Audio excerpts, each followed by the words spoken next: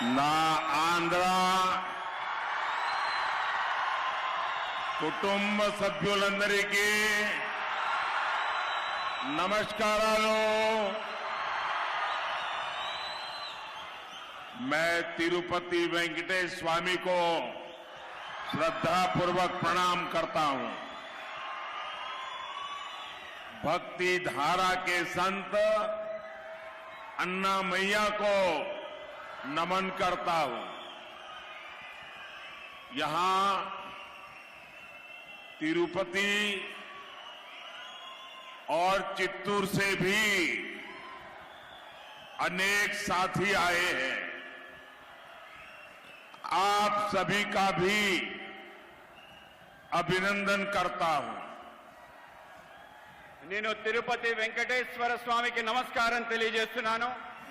భక్తి ప్రదాత అయిన సంత అన్నమయ్యకి ప్రణామాలు తెలియజేసుకుంటున్నాను। తిరుపతి మరియు చిత్తూరు నుండి ఇక్కడికి వచ్చిన మిత్రులందరికీ కూడా నేను అభినందనలు తెలియజేసుకుంటున్నాను।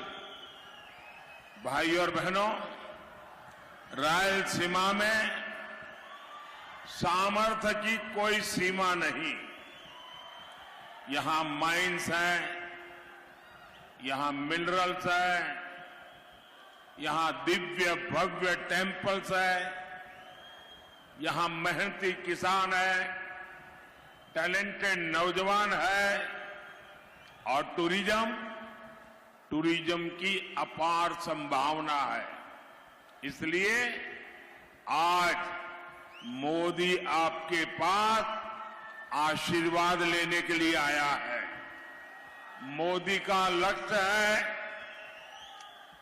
रायलसीमा का डेवलपमेंट नई ऊंचाई पर पहुंचे। मोदी का लक्ष्य है आंध्र प्रदेश का विकास। मोदी लक्ष्यम आंध्र प्रदेश विकासम।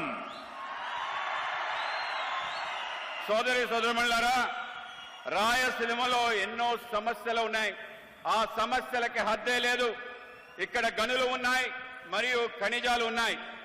ఇక్కడ భవ్యమైన దివ్యమైన దేవాలయాలు ఉన్నాయి। ఇక్కడ కష్టపడి పనిచేసే రైతులు ఉన్నారు, ప్రతిభావంతమైన యువకులు ఉన్నారు। మరి పర్యాటక కేంద్రాలకి అవకాశాలు ఎన్నో ఉన్నాయి। ఈరోజు నేను మీ ముందుకు మీ ఆశీర్వాదం కోసం వచ్చాను। మోడీ లక్ష్యం రాయలసీమని బాగా అభివృద్ధి చేసి కొత్త ఎత్తులకు తీసుకెళ్తాం। మోడీ లక్ష్యం ఆంధ్రప్రదేశ్ అభివృద్ధి। साथियों, आप सभी ने दशकों तक दूसरों पर भरोसा किया, लेकिन आपको क्या मिला?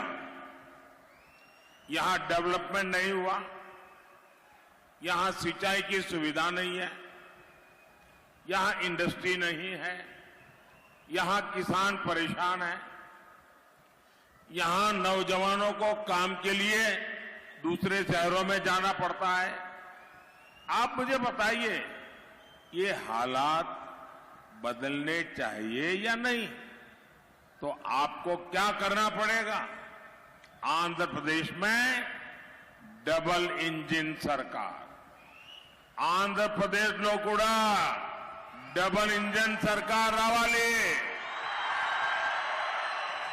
మిత్రులారా, మీరంతా దశాబ్దాలుగా అనేక మందిని విశ్వాసంలో ఉంచారు। రాయలసీమ ఆంధ్రప్రదేశ్కు అనేక మంది ముఖ్యమంత్రులను ఇచ్చారా లేదా? కానీ మీరు ఏమి పొందారు? ఇక్కడ అభివృద్ధి జరగనే లేదు। ఇక్కడ సాగునీటి సంబంధించిన సౌకర్యమే లేదు। ఇక్కడ పరిశ్రమలు లేవు। ఇక్కడ రైతులు ఆందోళనతో ఉన్నారు। ఇక్కడ ఉద్యోగాల కోసం ఇంకొక నగరాలు వలస వెళ్లాల్సిన పరిస్థితి ఏర్పడింది। మీరు నాకు చెప్పండి, ఈ పరిస్థితి మార్చాలా వద్దా? అయితే మీరేం చేయాలి? ఆంధ్రప్రదేశ్లో కూడా డబుల్ ఇంజన్ సర్కార్ తీసుకురావాలి।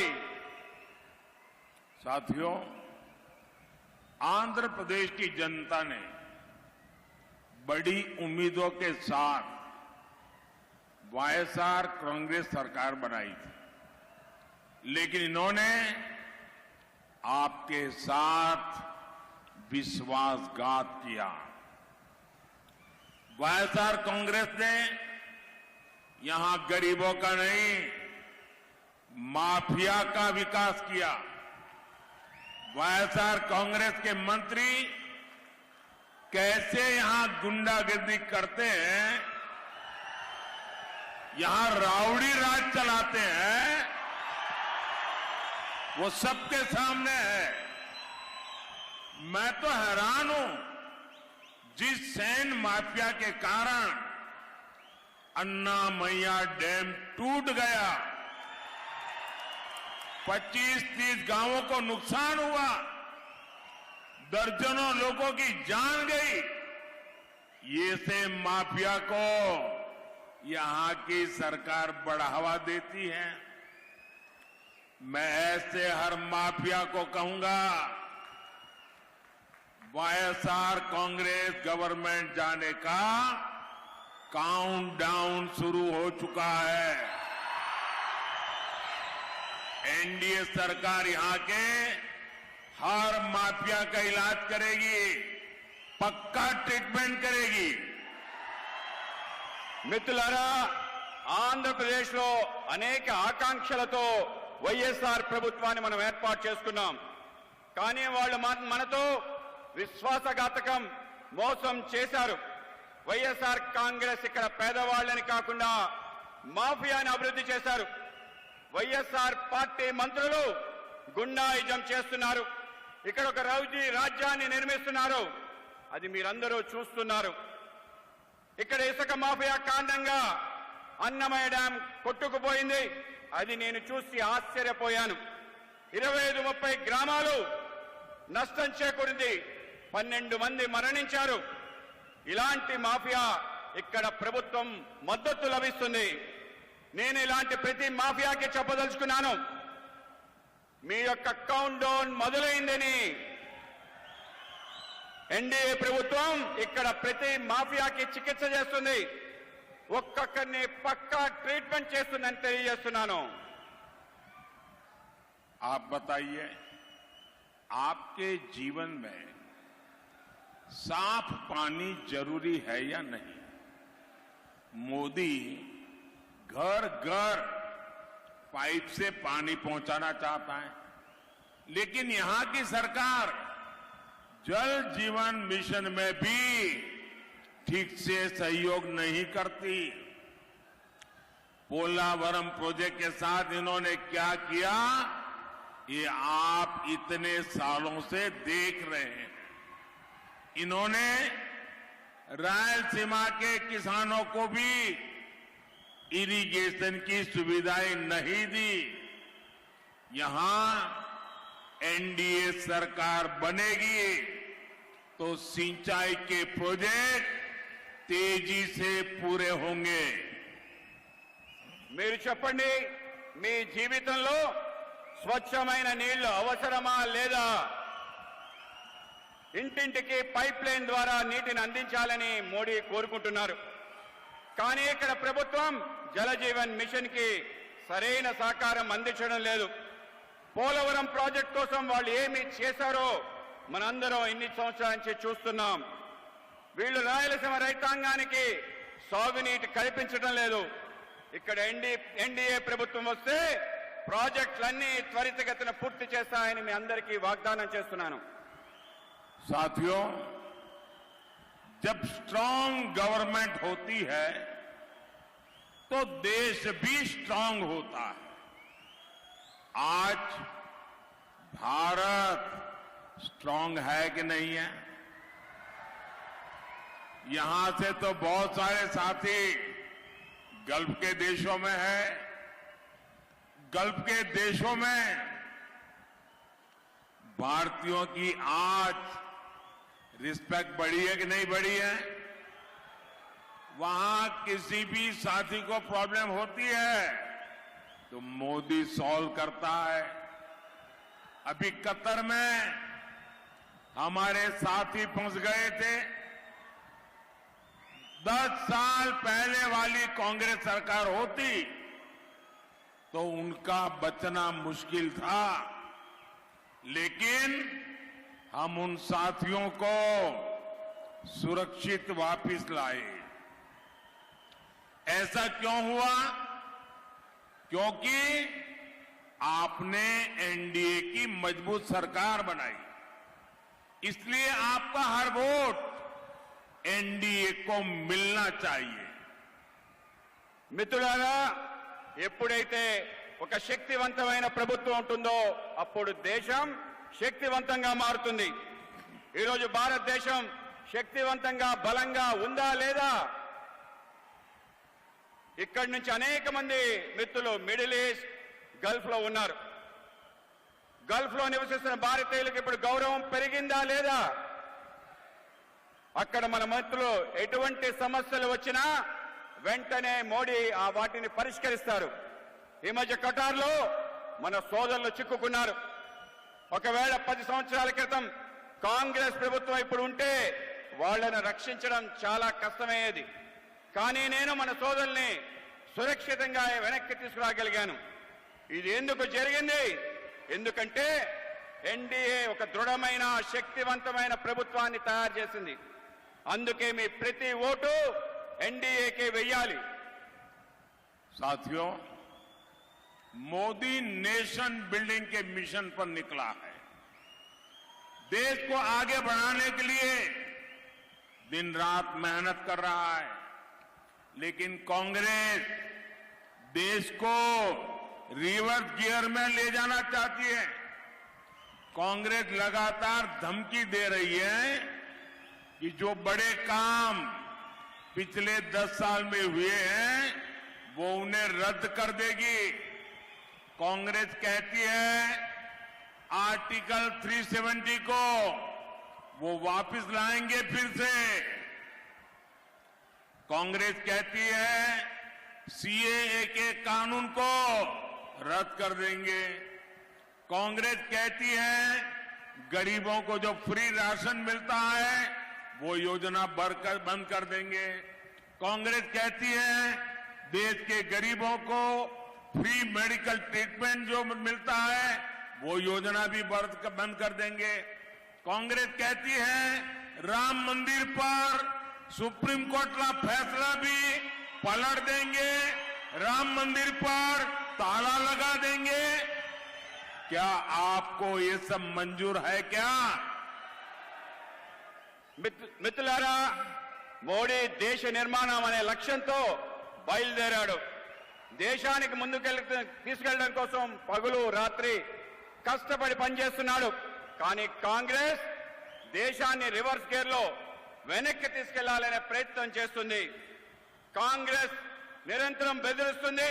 ఏవైతే పెద్ద పెద్ద పనులు గత 10 సంవత్సరాలు బట్టి మేము చేశామో వాటినన్నిటినీ రద్దు చేస్తామని అంటున్నారు. కాంగ్రెస్ చెప్తుంది 370 అధికరణని తిరిగి తీసుకొస్తామని, सीए రద్దు చేస్తామని కాంగ్రెస్ చెప్తుంది. ఉచిత రేషన్ పథకాన్ని కాంగ్రెస్ నిలుపుదల చేస్తానని చెప్తుంది. చివరికి కాంగ్రెస్ ఉచిత వైద్య పథకాన్ని కూడా నిలిపివేస్తానని చెప్తుంది. కాంగ్రెస్ రామ మందిరంపై సుప్రీంకోర్టు ఇచ్చిన తీర్పును కూడా వెనక్కి నెట్టేస్తానంటుంది. రామ మందిరానికి తాళం వేస్తానంటుంది. దీన్ని మీరు అంగీకరిస్తారా? साथियों, पूरी कांग्रेस पार्टी भारत की संस्कृति और विरासत से कट चुकी है। कांग्रेस जड़ों से एकदम कट चुकी है। कांग्रेस के मन में हमेशा विभाजनकारी सोच रहती है। कांग्रेस का माइंडसेट ही देश को टुकड़ों में देखने का हो गया है और इसलिए ही कांग्रेस के नेता कभी भारत को एक राष्ट्र मानने से इनकार करते हैं तो कभी देश को बांटने की बात करते हैं। आज कांग्रेस के एक और बड़े नेता ने फिर कांग्रेस की विभाजनकारी सोच का प्रदर्शन किया। गांधी परिवार के बेहद करीबी और शहजादे के सबसे बड़े सलाहकार ने जो कहा है वो शर्मनाक है। कांग्रेस को लगता है कि जो लोग नॉर्थ ईस्ट के लोग हैं वो चाइनीज की तरह लगते हैं। क्या ऐसी बातें देश स्वीकार कर सकता है क्या? कांग्रेस को लगता है कि साउथ इंडिया के लोग अफ्रीकन जैसे दिखते हैं। मैं जरा सीतारमैया जी से पूछना चाहता हूं, क्या कर्नाटका के लोगों पर यह आरोप आप स्वीकार करेंगे क्या? मैं तेलंगाना के कांग्रेस के मुख्यमंत्री को पूछना चाहता हूं, क्या वे इस प्रकार के आरोप को स्वीकार करेंगे क्या? मैं तमिलनाडु के मुख्यमंत्री को पूछना चाहता हूं, जो तमिल संस्कृति की बात करते हैं, इतना बड़ा गंभीर आरोप लगाया है, क्या तमिलनाडु डीएम के कांग्रेस के साथ अपना नाता तोड़ने की घोषणा करेंगे क्या? तमिल स्वाभिमान के लिए, तमिल लोगों के लिए क्या वो हिम्मत है क्या उनमें? कांग्रेस को लगता है कि पश्चिमी भारत के लोग अरब के लोगों जैसे दिखते हैं। मैं जरा बाला साहब ठाकरे के नकली शिवसेना के जो उनके संतान है, जरा बाला साहब जी को याद करो। मैं इन नकली संतानों को पूछना चाहता हूं, मैं जरा उनके मेंटर बुजुर्ग नेता से भी पूछना चाहता हूं। इन्होंने कहा है कि पश्चिम भारत के लोग अरब नस्ल के अरबी लगते हैं। क्या महाराष्ट्र के लोगों को ये भाषा मंजूर है क्या? कांग्रेस को लगता है कि उत्तर भारत के लोग गोरों जैसे दिखते हैं। क्या आपको ये बात स्वीकार कर सकते हैं क्या? सत्ता के लिए देश का बंटवारा कराने वाली कांग्रेस अब भारतीयों पर नस्लवादी टिप्पणी करने पर उतर आई है। क्या हो गया है कांग्रेस पार्टी को? और ये बात जरा जो उनकी इकोसिस्टम है वो भी समझ रहे हैं कि आप इनका बचाव करने की कोशिश मत करो, क्योंकि जो शहजादे के फिलोसोफर एंड गाइड ने अमेरिका में बोला, उसके 4 दिन पहले खुद शहजादे ने युवकों के बीच में कहा कि अमेरिका में इस रंग के लोग पेपर सेट करते हैं तो इस रंग के लोग परीक्षा में नापास होते हैं, इस रंग के लोग पेपर सेट करें तो सब पास होंगे। हिंदुस्तान पर भी उन्होंने वही टिप्पणी की थी जिसका विस्तार शहजादे के गुरु ने किया है। ये दोनों की बातें मिली हुई बातें हैं, सोच समझ करके बोली हुई बातें हैं। और मैं पूरी कांग्रेस पार्टी पर, शहजादे पर, इस शाही परिवार पर गंभीर आरोप लगाता हूं। अरे मुद्दे नहीं है तो कम से कम हम भारतीयों का मखौल मत उड़ाओ। तीसरे फेज में घुटने टेकने की बौखलाहट में ये लोग कुछ भी कहे जा रहे हैं, लेकिन देश कांग्रेस की एक एक विभाजनकारी बात को सुन रहा है, समझ रहा है।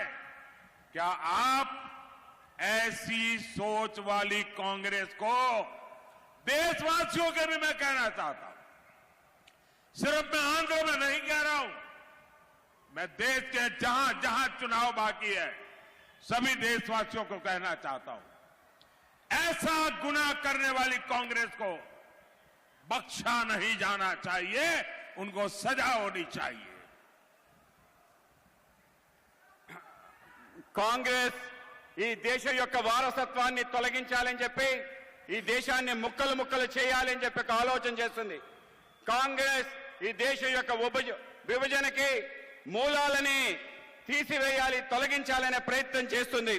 ఇవాళ కాంగ్రెస్ భారతదేశం ఒక జాతి కాదు, విభిన్న జాతుల సమూహం అని చెప్పి చెప్తుంది. కాంగ్రెస్ ఈ దేశ విభజనకి కారణమైంది. ఇవాళ కాంగ్రెస్ కుటుంబంలో అతి దగ్గరగా ఉండే వ్యక్తి, ఈ విధంగా గాంధీ పరివారానికి దగ్గరగా ఉండే వ్యక్తి మాట్లాడుతున్న మాటలు మనం చూస్తే మనందరికి కూడా సిగ్గుపడాలి. ఈరోజు భారతదేశం మొత్తం కూడా దక్షిణాది రాష్ట్రాలు ఉత్తరాది రాష్ట్రాలుగా విభజన చేయాలని చెప్పి మాట్లాడుతున్నారు. ఇవాళ దక్షిణాది రాష్ట్రాలు విభజించి అవి వేరు అని చెప్పి మాట్లాడుతున్నారు. ఇవాళ మనం కర్ణాటక సంబంధించిన వ్యక్తులు మేము వేరే రాష్ట్రం అంటే ఒప్పుకుంటారా? ఇవాళ తమిళనాడు సంబంధించిన వాళ్ళు తమిళ సంస్కృతిని పొగిడే ముఖ్యమంత్రి మేము వేరే దేశం అంటే ఒప్పుకుంటారా? ఇవాళ గాంధీ పరివారానికి అతి దగ్గరగా ఉండే వ్యక్తి ఇవాళ మాట్లాడుతున్న మాటలు ఏవైతే ఉన్నాయో మనందరినీ కూడా చాలా బాధను గురి చేస్తున్నాయి. ఇవాళ బాల్ ఠాక్రే గారు సంబంధించిన ఏదైతే అతి దగ్గర సంస్థలు ఉన్నాయో ఆ పార్టీకి సంబంధించిన పెద్దలు ఎవరైతే ఉన్నారో వాళ్ళ మూలాలకి దూరం అయిపోయి ఇవాళ కాంగ్రెస్ యొక్క భాష ఏదైతుందో ఆ భాషకి వాళ్ళు కూడా వంతపాఠం ఏదైతుందో అత్యంత దురదృష్టకరం. ఇవాళ కాంగ్రెస్ పార్టీ కేవలం అధికారం కోసం దేశానికి సంబంధించిన విభజన మరొకసారి తీసుకురావాలని చెప్పి దేశాన్ని ముక్కలు ముక్కలు చేయాలని చెప్పి ఒక ప్రయత్నం చేస్తుంది. ఇది కేవలం మీకే చెప్పడం లేదు, దేశ వ్యాప్తంగా ఉన్న అందరికీ కూడా హెచ్చరిక తెలియజేస్తున్నాను. కాంగ్రెస్ ఆలోచనలోనే దేశాన్ని విభజించాలని చెప్పి పాలించాలని చెప్పి నల్లవాళ్ళు అని చెప్పి ఆలోచన. అమెరికాకి ఈ యువనేత వెళ్తే అక్కడ కూడా ఇటువంటి మాటలే మాట్లాడాడు. భారతదేశం గౌరవం తగ్గించే విధంగా ప్రయత్నం చేశాడు. కనుక మనందరం కూడా కాంగ్రెస్ పార్టీ యొక్క ఆలోచన పైన జాగ్రత్తగా అప్రమేయంగా ఉండాలి, వాటిని తిప్పికొట్టాలని మీకు తెలియజేస్తున్నాను. साथियों, आज एनडीए सरकार देश में इंडस्ट्रियल कॉरिडोर बनाने पर बल दे रही है.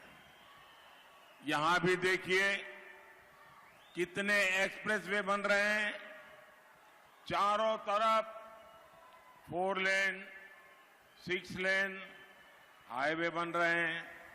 नंदियाल एरागुंटला रेलवे लाइन का काम पूरा हो चुका है. नई कडप्पा बेंगलुरु रेलवे लाइन स्वीकृत हो चुकी है. कडप्पा एयरपोर्ट के नए टर्मिनल का निर्माण हो रहा है. आने वाले 5 साल में इंफ्रास्ट्रक्चर के ऐसे हर काम का और विस्तार होगा. बीजेपी ने घोषणा की है कि साउथ में भी बुलेट ट्रेन चलाई जाएगी. आप मुझे बताइए, आंध्र प्रदेश में बुलेट ट्रेन चलनी चाहिए कि नहीं चलनी चाहिए? మిత్రులారా, నేడు దేశంలో పారిశ్రామిక కారిడార్ల నిర్మాణకు ఎన్డీఏ ప్రభుత్వం పెద్దపీట వేస్తుంది. ఇది కూడా చూడండి, దేశంలో అనేక రకాలుగా ఎక్స్ప్రెస్ హైవేలు నిర్మాణం అవుతున్నాయి. అన్ని వైపులా 4 లైన్లు 6 లైన్లు జాతీయ రహదారులు నిర్మాణం అవుతున్నాయి. ఇక్కడ నంద్యాల ఎర్రకుంట్ల రైల్వే లైన్లు పనులు పూర్తయ్యాయి. కడప బెంగళూరు మధ్య కొత్త రైల్వే లైన్ ఆమోదం లభించింది. కడప విమానాశ్రయానికి కొత్త టెర్మినల్ నిర్మాణంలో ఉంది. రాబోయే 5 సంవత్సరాల్లో మౌలిక సదుపాయాల పనులు మరింతగా విస్తరిస్తాయి. బీజేపీ ప్రకటిస్తుంది ఏమిటంటే దక్షిణాది రాష్ట్రాలకు కూడా బుల్లెట్ ట్రైన్ కావాలని. మీరు నాకు చెప్పండి, ఆంధ్రప్రదేశ్ కి బుల్లెట్ ట్రైన్ కావాలా వద్దా? साथियों, रायलसीमा के किसानों का जीवन सिर्फ और सिर्फ एनडीए सरकार ही बदल सकती है. यहां टमाटर बहुत उगाया जाता है. आने वाले 5 साल में हम टमाटर जैसी सब्जियों के लिए स्पेशल स्टोरेज के क्लस्टर बनाने जा रहे हैं. पुलिवेंदुला में बनाना प्रोसेसिंग क्लस्टर से किसानों और नौजवानों को बहुत लाभ हो रहा है. आने वाले 5 सालों में फूड प्रोसेसिंग इंडस्ट्री का विस्तार होगा। इसमें भी एफपीओ यानी फार्मर प्रोड्यूसर ऑर्गेनाइजेशन को मदद दी जाएगी। మిత్రులారా, రాయలసీమలో రైతుల జీవితాన్ని కేవలం ఎన్డీఏ ప్రభుత్వం మార్చగలుగుతుంది. ఇక్కడ టమాటా పంటను విస్తారంగా పండిస్తారు. రాబో 5 సంవత్సరాల్లో మేము టమాటో మరియు ఇతర కూరగాయల కోసం ప్రత్యేక శీతల గిడ్డంగులు క్లస్టర్లను సృష్టించబోతున్నాం. పులివెందుల్లో అరటి పండు ప్రాసెసింగ్ క్లస్టర్ల వల్ల రైతుకు యువతకు లబ్ధి చేకూరుతుంది. రానున్న 5 సంవత్సరాల్లో ఫుడ్ ప్రాసెసింగ్ రంగంలో మరింతగా విస్తరిస్తుంది. ఇందులో కూడా ఎఫ్పిఓ రైతు ఉత్పాదక సంస్థలకు సహకారం అందించబడుతుంది.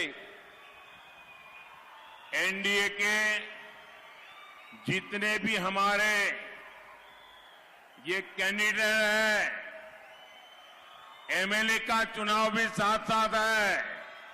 हमारे सभी एमएलए के जो उम्मीदवार हैं, आप सबसे मेरा आग्रह है, इस क्षेत्र के कल्याण के लिए इन सबको विजयी बना करके भेजिए। इनके अलावा राजमपेट लोकसभा सीट से भाजपा प्रत्याशी मेरे मित्र किरण कुमार रेड्डी, चित्तूर लोकसभा सीट से टीडीपी प्रत्याशी प्रसाद राव, तिरुपति लोकसभा सीट से बीजेपी प्रत्याशी वारा प्रसाद राव, कड़प्पा लोकसभा सीट से टीडीपी प्रत्याशी भूपेश रेड्डी, इन मेरे सभी साथियों को जिता करके दिल्ली भेजिए। और जब आप इनको वोट देंगे ना, तो वोट दिल्ली में सीधा मेरे खाते में जमा होगा। साथियों, ज्यादा से ज्यादा मतदान कराएंगे। ज्यादा से ज्यादा पोलिंग बूथ जीतेंगे। अच्छा, मेरा एक काम करेंगे, घर घर जाइएगा और कहिएगा कि अपने मोदी जी आए थे और मोदी जी ने आप सबको नमस्कार कहा है। मेरा नमस्कार पहुंचा देंगे।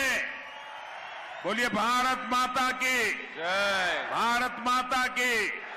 बहुत बहुत धन्यवाद। మిత్రులారా, ఎన్డీఏ నుంచి మనకున్న అందరు అభ్యర్థులు ఎమ్మెల్యేగా మీరు ఓటు వేసి పంపించాలని నేను కోరుకుంటున్నాను. వీరితో పాటు రాజంపేట లోక్సభ స్థానానికి బీజేపీ అభ్యర్థిగా నా మిత్రుడు కిరణ్ కుమార్ రెడ్డి గారిని మీరు ఓటు వేయాలి.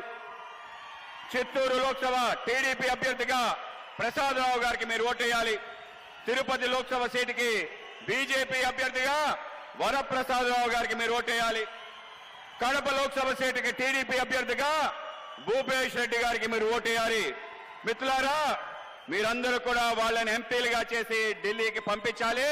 వాళ్ళు నాకు బలాన్ని చేకూరుస్తారు. వాళ్ళు నాతో తోడే ముందుకెళ్తారు. మరి మీకు ఒక పని అప్పచెప్తున్నాను, మీరు చేస్తారా? మీరు ఇంటింటికి వెళ్ళండి, చెప్పండి మీ సేవకుడు మోదీ మీకు నమస్కారం చెప్పాడని. వాళ్ళ నమస్కారం నాకు ఆశీర్వాదంగా ఉంటుంది. మీరందరూ కూడా